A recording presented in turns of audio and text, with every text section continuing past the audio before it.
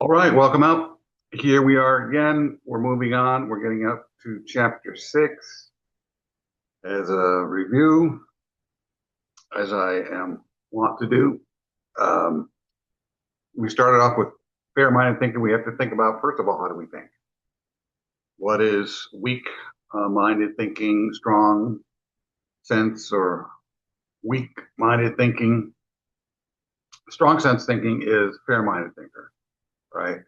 Where you have integrity, you're being honest, you're being thorough as possible, comprehensive, as much depth and breadth to your research and questioning and understanding as possible. You're looking at things from other people's points of view. Uh, you're not trying to manipulate, you're trying to overcome your biases and prejudices. They might be familial based or political based or age or time or geographical, socioeconomic. There's all these different types of influences going on in us, right? So you want to be as fair as possible. And if you've got a political agenda or a monetary agenda or an educational agenda, well, maybe I don't want to say that's okay, but maybe, if you do that, then make sure people are aware of where you're coming from so they can adjust accordingly. Right? So, um, so the first thing is to understand what the foundational way of thinking is, right? Fair minded. Then you start to see or self examine to see where you are. There's actually 6 stages. The other 2 stages come later, and we'll look at those later in later chapters. Uh, you'll build up to there through these subsequent chapters between that chapter, the fourth and fifth stages in that chapter, and chapter 2. Right. So, and as I said before, most people start off 1 or 2. They don't know anything. They have no awareness whatsoever about critical thinking, or they're slightly aware, slightly informed, usually around there. Most people. I'm not just talking students, but most people. Right? So you've set definitional standards, right? And you'll continue to do that through subsequent chapters, of course. Right? You've set definitional standards. If you're going to use a tool, if you're going to use critical thinking, first of all, you have to define it. What is it, right? Right. Then you have to figure out, well, here's the definition. Where am I? That's chapter 2.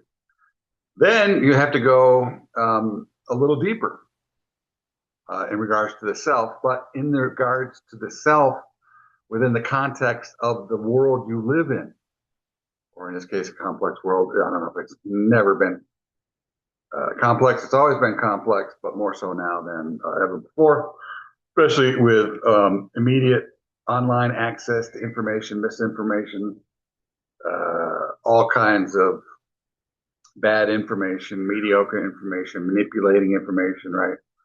That's a tough one, right? And you get people on both sides of the coin. It could be political, it could be financial. I've even seen people come in line and go, well, pretty obvious you're an American. I don't know what that means, right? The thing is that usually what it is they see something bad, right? And their bias or dislike for Americans, they convince themselves probably that Americans are bad people for whatever reason, right? People get locked into these things, like for instance, Israel is manipulating Trump is Israel puppet, which is ridiculous, right? Because Israel's political and military strength is just supremely inferior to that of the United States in the extreme, right? The United States is superior militarily to all countries, some more than others, but way over that of Israel or Iran, Russia. Even most of those countries are financially corrupt or bankrupt, nearly, right? But anyways, that's another topic, right? So that then there's the parts of the thinking. So you've understood from a general perspective what is thinking, critical thinking, fair-minded thinking. You see where your place is in that. ranking of how you're thinking according to the definition of critical thinking, right? Then you understand the world outside you and how you fit in it. And then you got to start, you got that out of the way, and then you got to start breaking it down to the smaller components and parts. So you start pulling it apart to see it in more detail or in as minute a detail as you have time or capacity or desire for, right? And then there's the standards of thinking.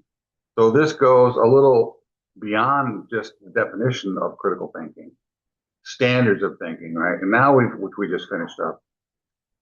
Now we get to the questions, right?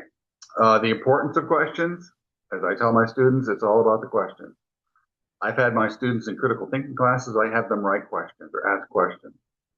Write down for this assignment the questions you would ask in this particular situation. And many students, most students, if not all, say, geez, I never ask questions, which is really kind of sad. Funny, but not haha funny.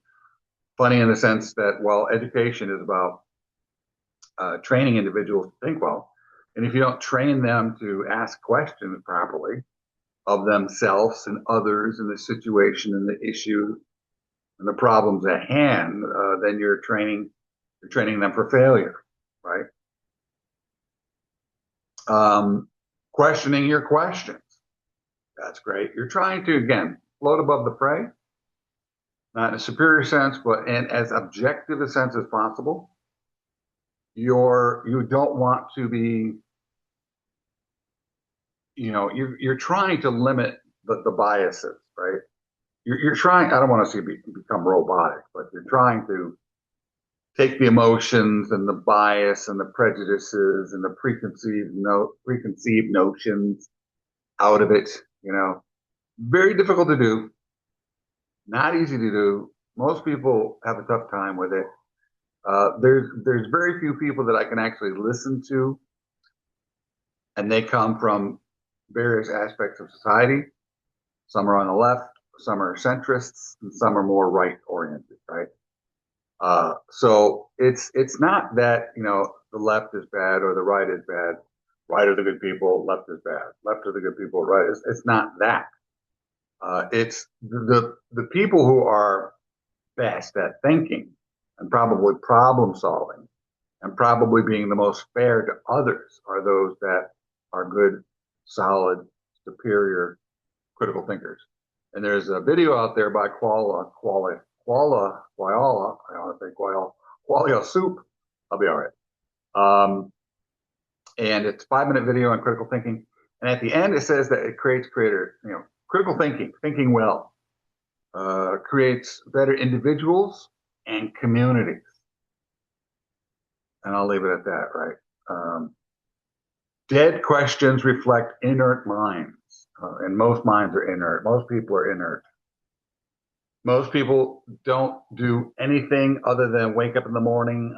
They've absorbed probably a few bits of information input that they've picked up from family or friends or teachers or something that they've heard online or read online and just kind of gobbled that up. And maybe they've heard it a few times, and it's become doctrine or truth, ultimate truth. But nothing could be further from the truth, right? There's an author from the 60s who talked about the greatest truth or the world's greatest secret, that most people just follow other people. And this is in terms of career, but it's also in terms of almost every other aspect or matrix or area of life, right? That usually people will just follow, what their parents did or what their friends did or are doing, what their teachers have influenced them to do in regards to career. Or where are the hot jobs, the STEM jobs, or the STEM jobs, the green jobs? Those have been in the news as of late. Science, technology, engineering, mathematics are working in preserving the environment. And those are great jobs, right? If you qualify for them. And if you've got the proper mindset, right?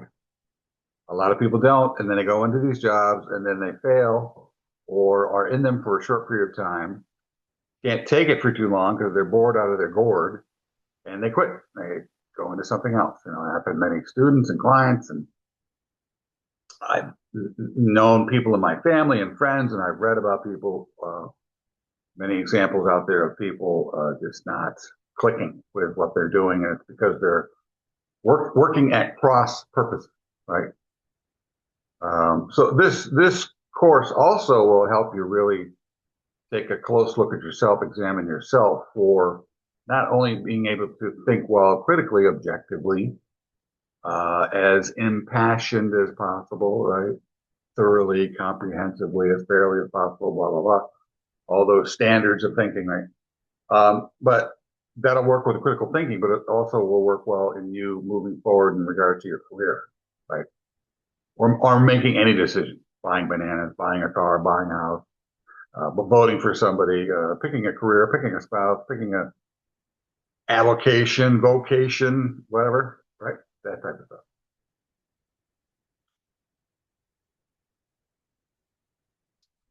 Then we've got categories of questions, become a Socratic thinker, questioner, sorry. That's, I think of the Matrix, and I think of when Neo comes in to see the Oracle, and the Oracle is kind of representing the Soctarian or Socrates type of philosophy. Neo's there. He wants to know if I'm the one. Well, am I the one? And she says, she doesn't answer the question. She just basically says, well, you have the gift, but you seem to be waiting for something. And all he hears is no in some kind of indirect way. She told him, yes, you have the gift, right? So it's in there, but you seem to be waiting for something. And all he heard was no. He didn't even hear that, right? So I guess I'm not it. Then he leaves and eventually finds out, well, I am the one, right? So, anyway, so let's take a look at ask questions. Questions are important, very important in moving forward, right? And getting things done. And what we've emphasized so far. So here's another overview, right? Become interested in thinking. Become a critic of your own thinking. Be willing to establish new habits of thought. This is where you have to be humble. That's an element of critical thinking, or one of the aspects, or one of the intellectual aspects of a critical thinker that are very important. Being humble. I don't know. If you don't know, you don't know. Don't be like a lot of people, and I see this online in regards to questions about politics, business, finance, religion, sports, even, right? There's a lot of hackneyed responses. Most of what I see on the internet comes from very, very superficial, emotion-based, knee-jerk reflex, heard it once or watched one video, and here's my answer. And that's it. I'm done. I know it all. That's the answer. There's no question. Develop a passion for thinking well. You've got to supply the energy. You've got to supply the interest. If you really want to do this well, no one's going to force you to do it. It's a long, continuous, arduous road or path to becoming an top-notch, maybe not an expert or a level 6, tier 6 type thinker. I don't even think I'm there, and I've been doing this for decades. You know, I still certainly have gaps, and we all do. We all will, even if you live to be 100 years old, right? There's always going to be gaps. Why? Well, first of all, as any great scientist will tell you, Stephen Hawking, we're all equal in our infinite ignorance. And one of the reasons why, no longer with us, but one of the reasons why he loved the field of science, right? What was he, abstract physicist? The reason why he loved science was just that it was so open-ended. He said himself, I love it. I'm always asking questions and I get some answers, but the great thing about that is if I get one answer, that creates about 10 more questions. So for every answer, I get more questions. It's great. It's great. I'm always at, Stephen, who was not Stephen Hawking, but Neil deGrasse Tyson, when he was asked in a video, do you believe in UFOs, right? And he says, scientists, they're always at the drawing board, always, because there's never going to be anyone who knows it all. Even Einstein himself, who said about the theory of relativity, eventually somebody will acquire additional knowledge or insight through much continuous, regular study and research, and so forth and so on through the ages. And my theory might just go to the wayside or be tweaked and become unrecognizable from what I initially came up with. Right? That really hasn't happened yet, but some degree, a little bit, to some degree, it has. Routinely deconstruct thinking into its 8 elements, and we talked about those 8 elements in previous chapters. Routinely assess thinking for its strengths and weaknesses. Routinely assess your study habits. Again, this is oriented towards students in higher learning, by the way. I just wanted to look at, so this is down to 145 or so. So we'll try to do maybe do 10 pages or so. Again, I don't want these videos to become too long, right? Importance of question and thinking. It is not possible. There's an absolute for you, right? And I tell my students often that absolutes, you got to be careful of absolutes. If you're just working with them out in the wild, when you're trying to find solutions or answers to problems, right? You're out in the wild researching. But when people who really know what they're talking about, such as our author or authors here, rarely do people who know what they're talking about, know what they're doing in regards to thinking, critical thinking specifically, do they say always, not possible, impossible, never, always, those types of absolutes, right? You don't hear good thinkers say that too often, right? If they do, you should pause. All right, that's an important moment, and if it's an important moment, it's important in general. The point being made, it is not possible to become a good thinker while being a poor questioner. And there it is. We should just take that out and tattoo it on our foreheads in reverse, so that when we look in the mirror, we can read it. What was I just watched the Iron Mask. The Iron Mask with Jackie Chan and Arnold Schwarzenegger, and the way that they were reading the notes in the movie. You have to see the movie to know what I'm talking about. They were written backwards, so they read the notes. It came to them in prison. The guy Jackie Chan was in prison. It came to him and a couple other guys in the prison cell through a carrier pigeon that just happened to go into the window. I don't know why it ended up in a prison tower. And Arnold Schwarzenegger is the warden or the guy in charge of the prison tower. He's in the military. And they realized they got to use the puddle, the reflection of the puddle, like a mirror, to read the note because it's backwards. Right? Anyways, it is not possible to become a good thinker while being a poor questioner. Thinking is not driven by answers, but rather by questions. See, where was this stuff in high school? The problem with school, the problem with education, I'll say not primary so much because that's colors and shapes and patterns, but more so when you start to get to like junior high school. Problem with secondary school is that it's all done by rote. Whether you're doing reading, writing, arithmetic, science, whatever it is, right? There's an answer. It's in the back of the book. Memorize it, and here's the test. Don't look it up. Right? Have you memorized the response properly? You haven't been taught to think, right? Even in a history class where history is very subjective, or the interpretation of what occurs historically. Because even though oftentimes history is speaking about one timeline or one look, I should say, at a timeline, as you're as you're having that look at that timeline, it's not just one thing going on, one thing occurring, right? Like for instance, when who was it? Now I got Neil deGrasse Tyson on the brain for some reason. I don't know why, but Christopher Columbus, remember that guy?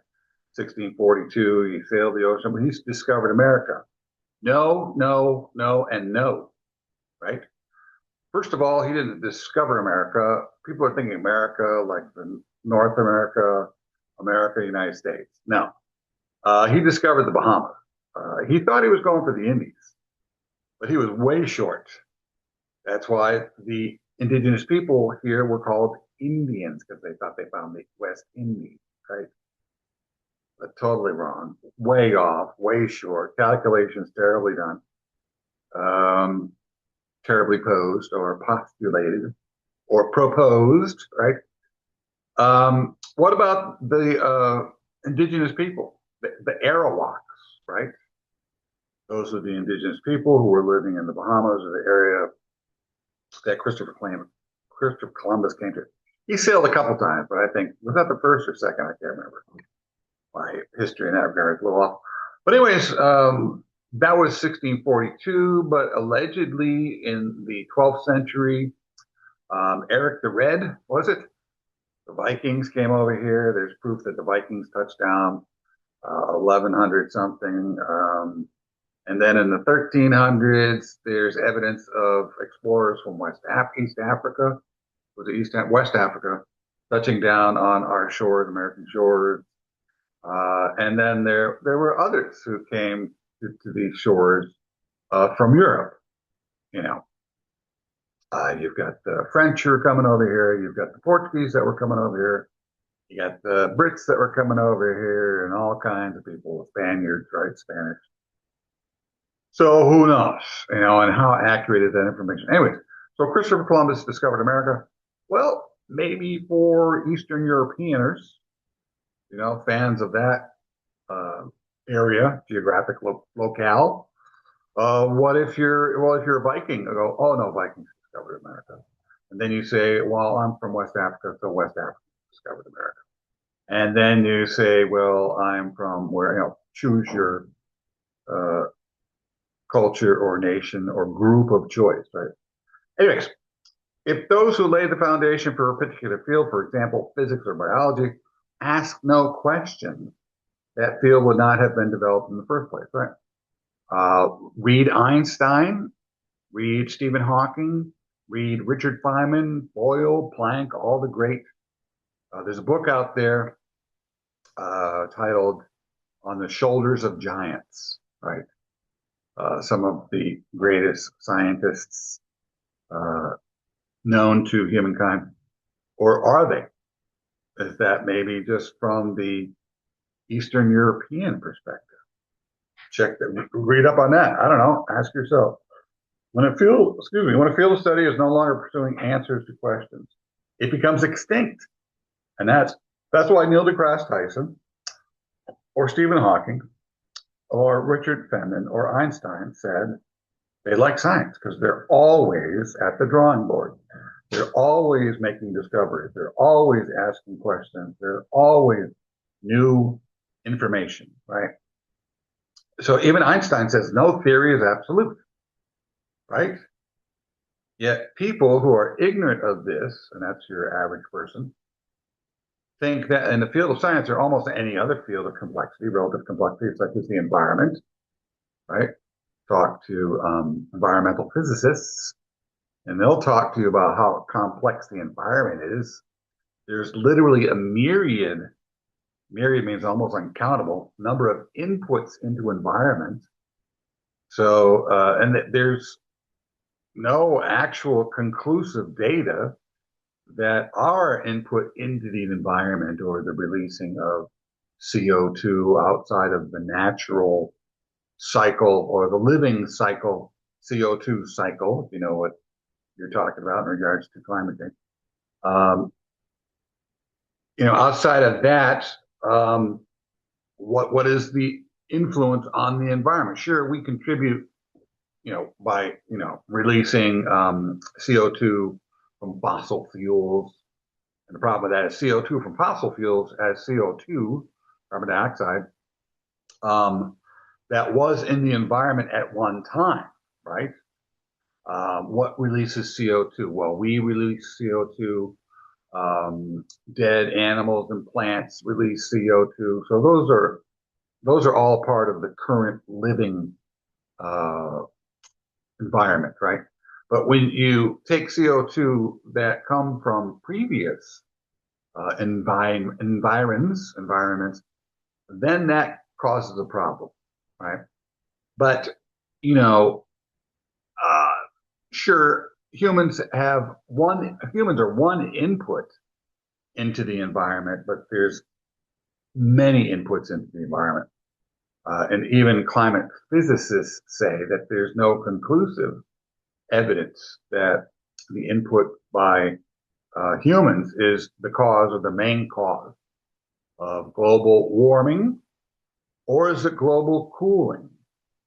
Because you've got the atmosphere, you've got the lower, the middle, and the upper stratosphere, right? The lower atmosphere, because of additional CO2, actually warms, and in upper strata, such as at the poles, that actually cools and creates holes or gaps, openings. So you got some closing and you got some openings and all kinds of stuff going on. It's very complex. So your average person such as me talking about it or trying to figure out what's going on. Good luck. Good luck to you. How did I know all that? So, and the thing is, the more questions you ask, the more complicated you realize things are, the more you have to become humble and say, geez, I got to step down, step back, take a back seat.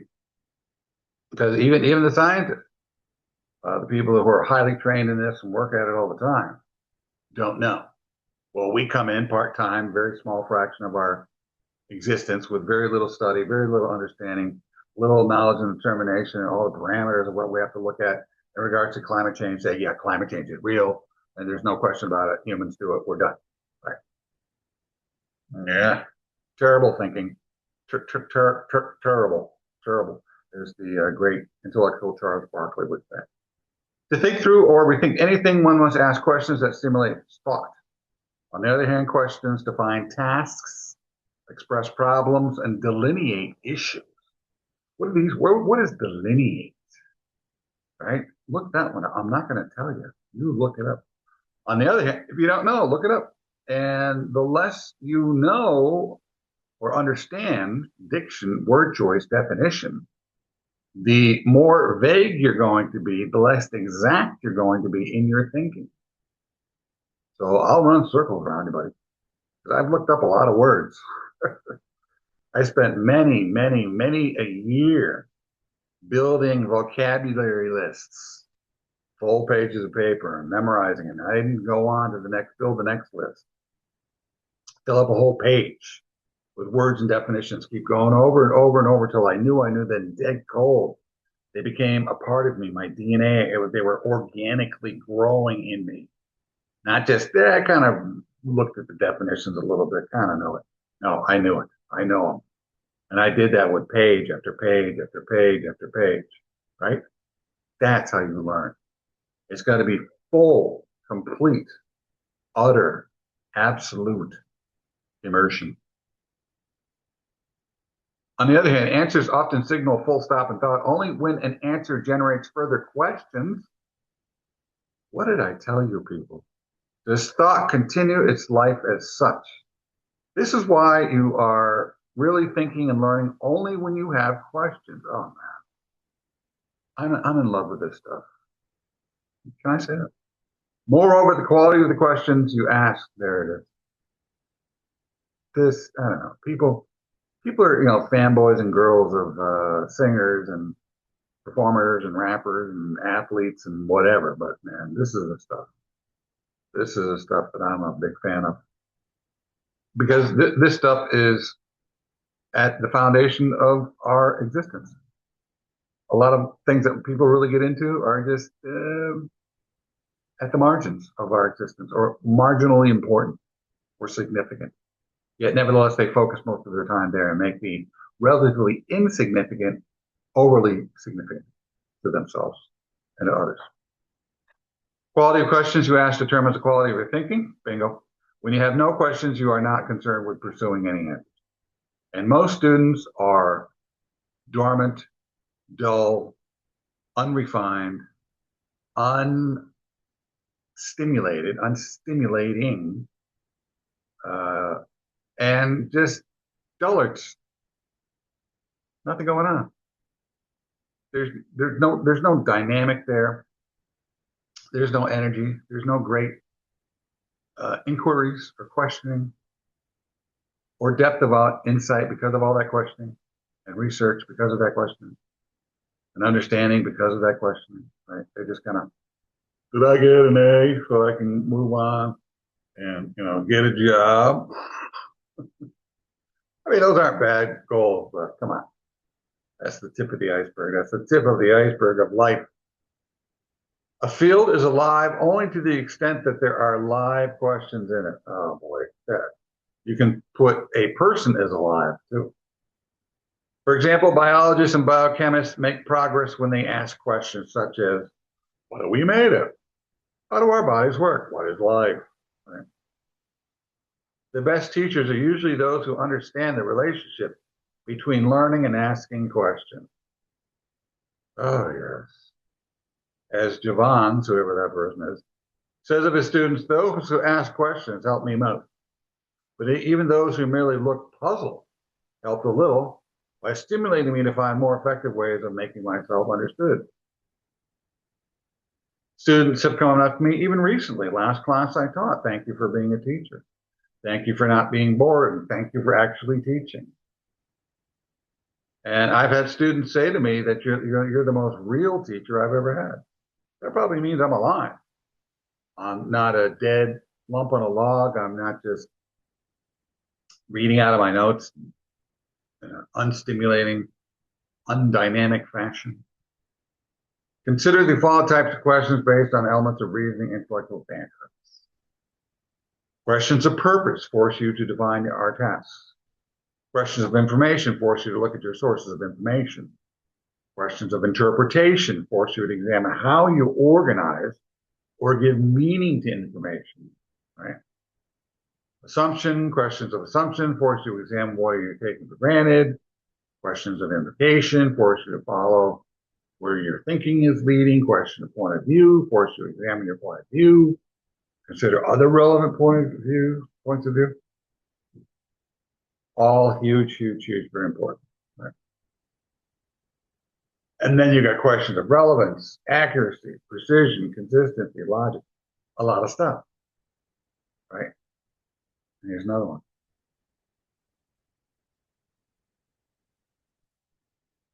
Critical thinkers ask live questions that lead to knowledge, and further questions that lead to knowledge, and yet further questions. See? That's what Stephen Hawking was talking about, right?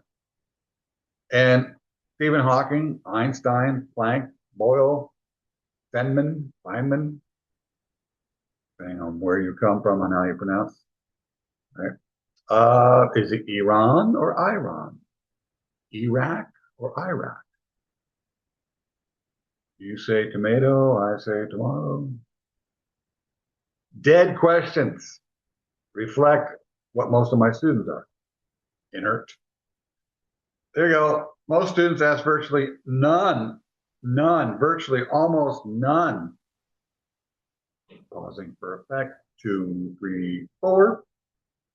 None of the thought-stimulating types of questions listed in the exercise above. Most, 70, 80, 90, 95, 98%, 99% tend to stick to dead questions. Is this going to be on the test? What the fuck? Sorry for my French. Yes. Most students, depressing, nauseating. And I'm not saying they are to be belittled, but the fact that they're there, that they haven't moved beyond that, even in the slightest, They don't have the slightest idea of where they should be going, right? And they've been on this education path. You can thank the adults for their inertia, lack of dynamic, right? Uh, Teachers, administrators, parents, all of them, point, there you go. Want to point at somebody? Point at them. We must continually remind ourselves that thinking begins with some content only when questions are generated. No questions asked equals no understanding achieved. Superficial questions equals superficial understanding. I'd rather have superficial than no questions. That's what I usually get. Students are just kind of, you know. When the dummy index, Michio Kaku, who is you might have seen him on commercials or maybe seen him on YouTube, very prominent scientist. He says he has the largest group of scientists in the United States that work for him, under him. He says, when the dummy index has reached the highest level ever, when the stupid level of stupid in this country, and you can just look at reality shows to get an indication where most people are mentally, right, has reached unimaginable proportions. What do you expect from our educated? Superficial questions equal superficial understanding, unclear questions, unclear understanding. If you sit in class in silence, your mind will probably be silent as well. It is silent. No, probably. Well, I'll take that back. It's probably not silent, but it's thinking about how long is this going to go on? Should I do my nails when I get home? That software really needs a lot of help. What was the latest thing that I saw on the Insta? I got to call my girlfriend. I got to play a game after I get out of here, go to the gym, go to a rave party. That's what's going on in their brains, right? Small brains, small minds, small thoughts. You either will ask no questions or your questions will tend to be superficial, ill-informed, self-serving. Last one, that's what I'm talking about. You should strive for a state of mind in which, even when outwardly quiet, you are inwardly actively asking questions. I think I've been like that since I was young. I mean, I was writing poetry when I was like 15, 16. You don't write poetry unless you're asking questions, right? You should formulate questions that will lead you to productive thinking. If you want to learn deeply and independently, there's that word, independently, above the fray. Autonomously, you should always strive to study in order to stimulate your thinking questions or lead further questions. Oh, here we go. Look at this. The newt at age 18. What did the newt do? Isaac Newton at age 19 drew up a list of questions. Well, there you go. Why was he so smart? Under 45 headings. Damn. His goal was constantly to question nature, matter, place, time, and ocean. Right? And guess what? He's one of our most important scientists. Leonardo da Vinci, also a great questioner. He was a polymath. He was mostly drawer, sketcher, right? Observer of form, shape, and form. But he also got into a little bit of the medical field and science, medical and science field, when he was looking at the human anatomy. Remember those drawings? You've seen those drawings. So the questioners, those are the leaders, movers, and shakers, right? 3 categories of questions. Before we go further about how to question deeply, we want to introduce a useful way of categorizing questions. This way of classifying questions provides a jumpstart in discovering the kind of reasoning a question calls for. Questions of fact, questions with one right answer, right? Grass is green. What color is the grass? Green. What color is the sky? Blue. Where's the sun in the sky? Where's your feet? Below me. Questions of preference, questions with as many answers as there are different human preferences. Which would you prefer? How would you like, how do you like to wear your hair? Then there's questions of judgment. This is probably the most important category. Yes, those that require reasoning, but with more than one defensible. Defensible.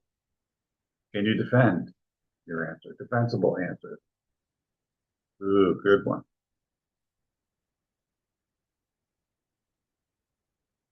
And approaching a question is useful to figure out what type it is. And are you going to use all of these techniques? No. Do I use all of these techniques? No. Should I adapt more of these techniques? Probably at some point, right? Maybe when you're starting out, these types of questions are much more important because you don't know. But as you know, you start to fill in the gaps intuitively so that you really don't need all of these techniques or options or tools to put into your toolbox. Right?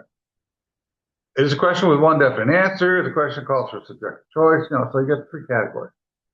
One system, no system, multi-system.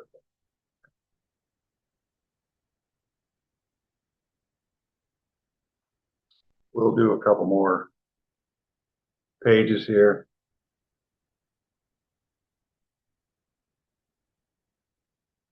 Only the second kind of question, a question of preference, calls for the sheer subjective opinion. Third is a matter of reason, judgment, and we should rationally evaluate answers to these questions by using universal intellectual standards. And intellectual standards, again, I think that's back on chapter 2. There's the chart I showed you, the three groups of terms you have to know. Clarity, depth, consistency, all that. Good, right? Some people think of all judgments as either fact or subjective preference. They ask questions that elicit either a factual response or an opinion. It's the kind of judgment most important to educated people, and the kind we most want to be good at falls into the third, now almost totally ignored category, reasoned judgment. Judges in a court of law are expected to engage in reasoned judgment.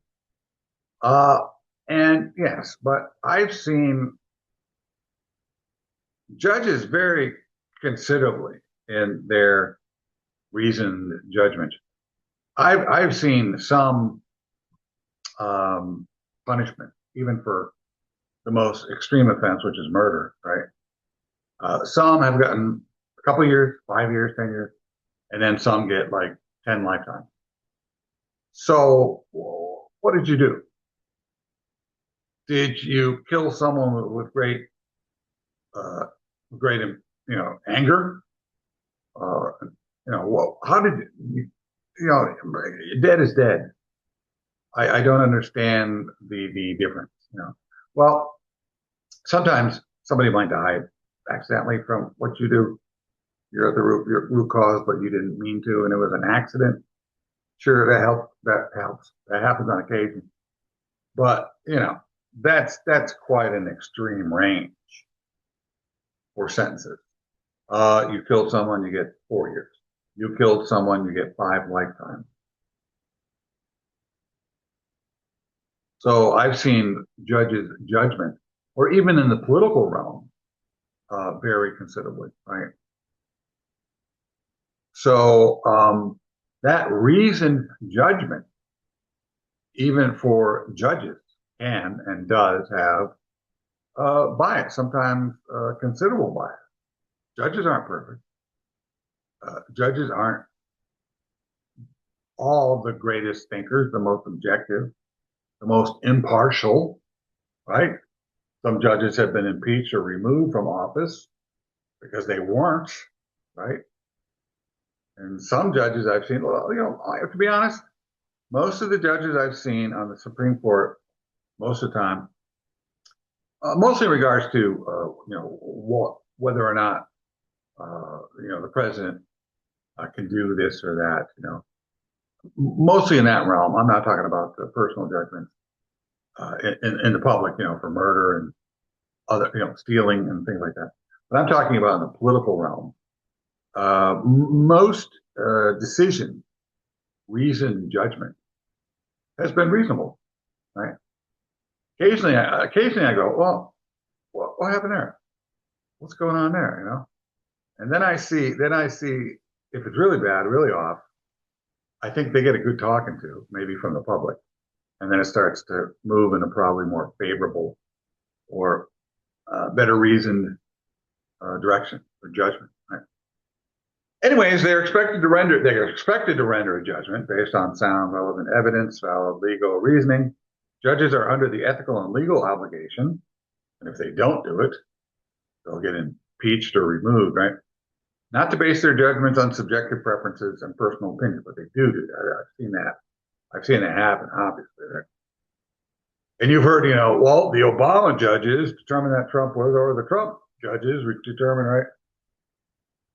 So that happens. There are biases, right, in the Supreme Court or in the courts.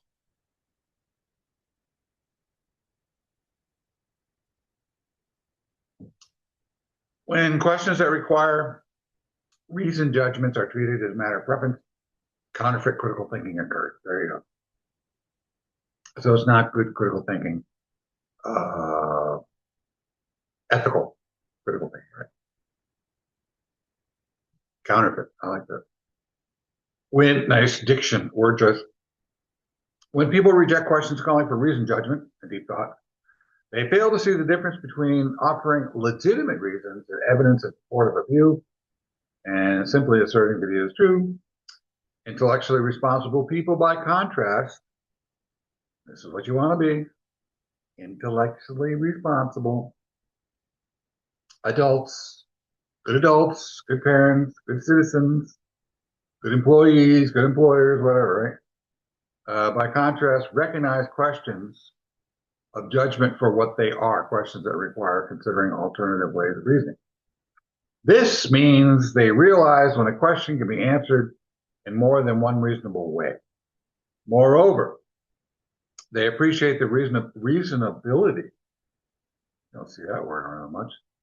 Appreciate the reasonable, I'm sorry, I'll be all right. Responsibility. I'm tired. I've been working too much lately. They appreciate the responsibility. When you work so hard that all of a sudden stuff that you think is one thing, all of a sudden appears as something else. I'm not hallucinating, but the mind wanders when it's tired. They appreciate the responsibility they have to consider alternative ways of looking at the problem, of entering in good faith viewpoints that oppose their own before coming to final judgment. To express a subjective preference, to establish an objective fact or procedure within a well-defined system, to come up with the best of competing answers, right? So that's what questions call on us to do, right? One of these three things: express subjective preference, establish objective fact or procedure, come up with the best competing answers. You do not fully understand the task you are faced with until you know which of these types of questions you are dealing with. And I can tell you, subjective, objective, it's usually number three. Because it's subjective. Come on. You like blonde hair, brunette hair, or red hair. Pretty obvious, right? Or if it's fact-based, how far is the sun from the earth? What color is the grass? Those are very obvious. People aren't going to start arguing unless they're colorblind. Well, the sky is blue, the grass is green. No, it's not. But it's the last one, right? Best of competing answers. And that's where critical thinking comes into play. Where the tool of critical thinking is flexed the most. I think we'll end. Let me go back. Let me go one more. See where we are. Yeah, Socratic.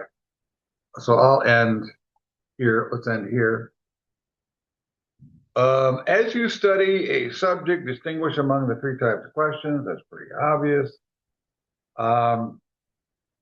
Most important, identify those questions that could be legitimately or at least arguably approached from more than one point of view. These latter will arise most commonly when there are competing traditions or schools, theories within a discipline. For example, psychology incorporates many competing schools, truth, Freudian, Jungian, Adlerian, and so forth, right? Many issues in psychology or even in economics, right? There's 9 economic theories. 3 are based in free markets, and the other in centrally controlled markets, centralized markets. These issues will call for considerable variety of perspectives and will result in different reasons. So there you go. Right.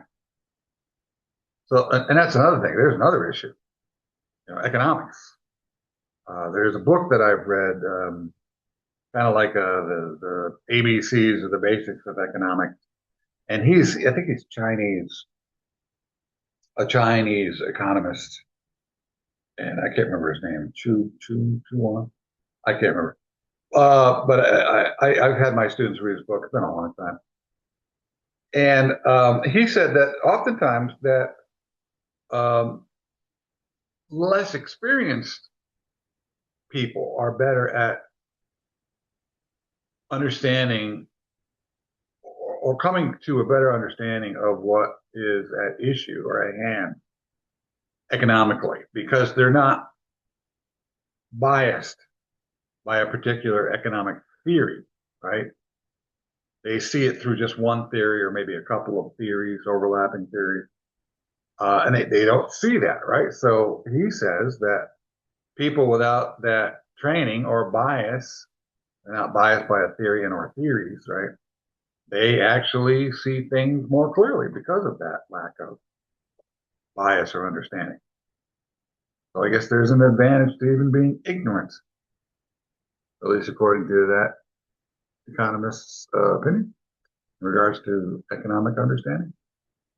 So that's it for now. Next time we'll get into becoming a Socratic questioner. We'll probably finish out. Yeah, we'll finish out the chapter there. And that's it. That's it for now. Take care.